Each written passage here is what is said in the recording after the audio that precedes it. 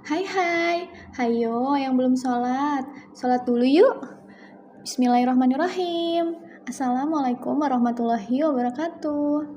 Akhirnya, setelah sekian purnama, aku menerapkan budgeting di keuangan aku memutuskan membuat konten tentang budgeting ini. Disclaimer, video ini dibuat bukan untuk pamer atau ria ya, tapi pure untuk sharing dan membagikan informasi mengenai budgeting dan cara aku memanage uang versi aku. Ini aku menggunakan buku Financial Planner, Monthly Budget. Sebelum menggunakan buku ini, aku pernah menggunakan sejenis file binder dan juga buku tulis untuk membuat budgeting keuangan aku.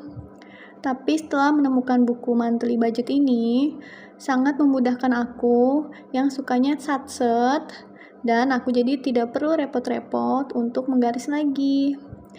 Dengan buku ini membuat kegiatan budgeting aku lebih menyenangkan, lebih efisien, dan tentunya lebih simpel.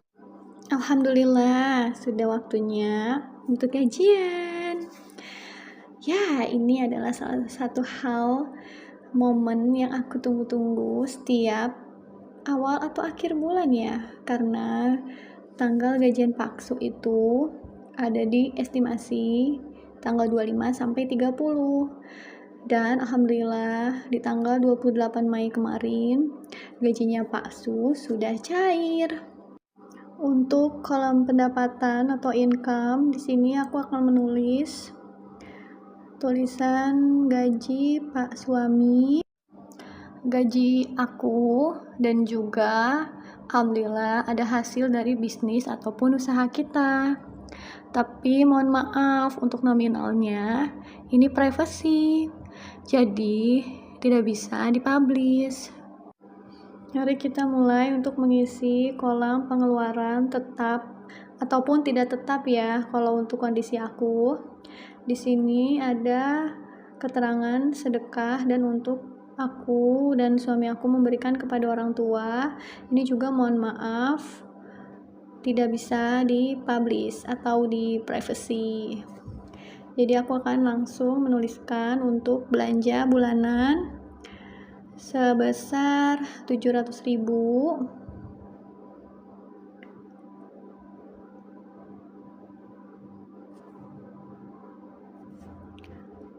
Lalu untuk belanja mingguan itu seperti belanja lauk pauk yang kaitannya dengan makan makanan dan minum minuman, itu seminggunya 250.000. Jadi kalau satu bulan kurang lebih 1 juta rupiah. Next, untuk uang makan siang atau jajan, karena aku adalah istri dan ibu yang bekerja di kantor, jadi aku mengalokasikan juga untuk uang makan siang aku alias jajan setiap bulannya sebesar kurang lebih 800.000. Next, untuk BBM mobil ini di budgeting sekitar 500.000. Untuk BBM motor Pak Suami tercinta kurang lebih setiap bulannya 600.000 rupiah.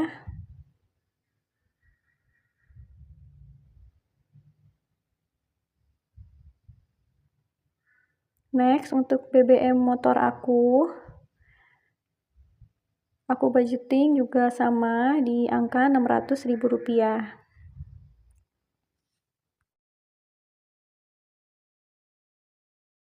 Lanjut, ini untuk pengeluaran skincare aku sebesar 300.000 rupiah. Tapi untuk skincare ini tidak tiap bulan ya bun, ini tergantung dari pemakaian saja. Jadi kalau sudah mau habis baru aku akan mengalokasikan untuk pengeluaran di skincare. Lanjut ke online shop. Online shop ini adalah seperti pembelian baju, celana, perabotan rumah tangga, ya perintilan-perintilan online gitu. Dan offline ya sebenarnya itu sebesar 400.000. Lalu untuk servis mobil 200.000, tapi ini tidak setiap bulan, jadi kondisional juga. Servis motor 150.000, ini seperti untuk keperluan ganti oli dan lain-lain. Nah, ini aku tambahin ya di online shopnya ini juga dengan offline gitu. Dan pastinya di sini aku juga mengalokasikan untuk entertainment, itu seperti kebutuhan hiburan. Kalau keluarga aku mau jalan-jalan, mau makan di luar, menonton, ya yang berhubungan sama entertainment. Nah, ini lanjut aku ke kolom tabungan atau saving. Tapi di bawah ini sebenarnya nanti ada tambahan pengeluaran lainnya ya, Bun. Karena ini kolom yang sebelumnya di pengeluaran itu tidak muat, jadi aku pindahkan ke pengeluaran yang lain gitu. Kita lanjut untuk tabungan atau saving. Ini saving pertama ini yang bisa aku publish. Dan kita juga ada tabungan lainnya itu yang tidak aku tuliskan di sini karena sifatnya privasi.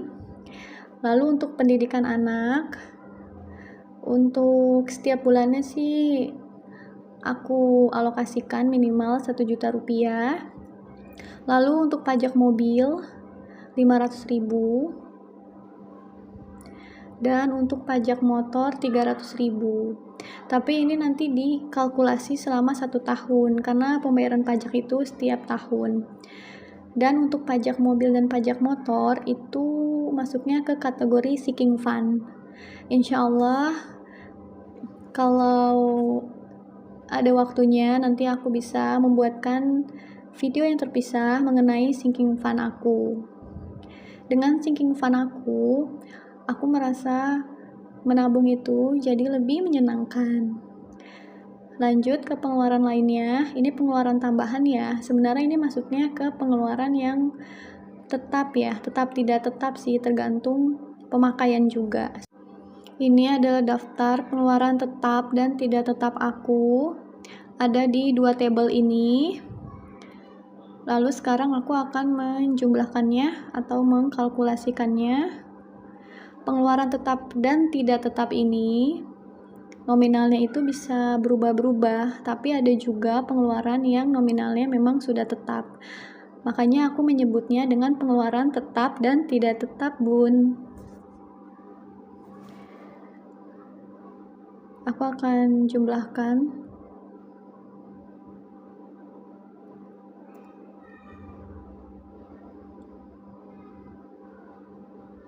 Menurut aku untuk anggaran pengeluaran tetap dan tidak tetap di bulan Juni ini masih terhitung di ambang batas normal karena belum ada pengeluaran-pengeluaran yang mengejutkan ya, atau yang menurut aku pengeluaran ini masih terhitung wajar. Untuk jumlah pengeluaran pertama di tabel yang pertama adalah Rp6.550.000. Next, kita berpindah ke pengeluaran tetap kedua. Di sini ada kategorinya token listrik, kuota pulsa Paksu, kuota aku dengan jumlah nominal Rp600.000.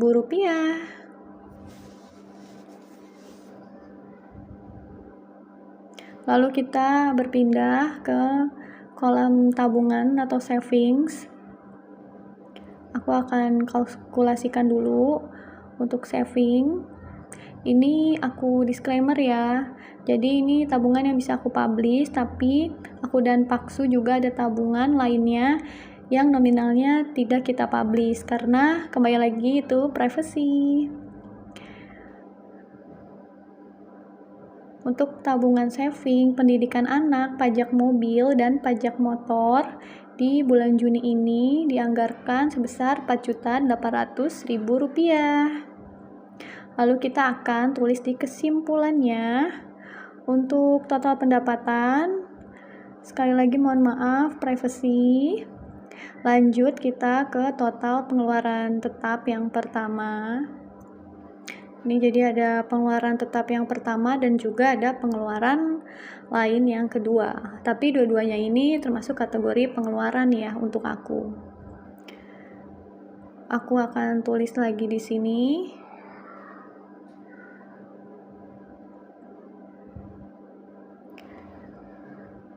Karena kolom pengeluaran di sini sudah penuh dengan tulisan aku, jadi aku sambung ke pengeluaran lainnya.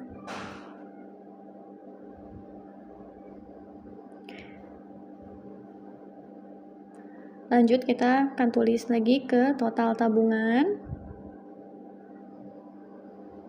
Nah, ini untuk total sisa dananya sengaja aku skip saja.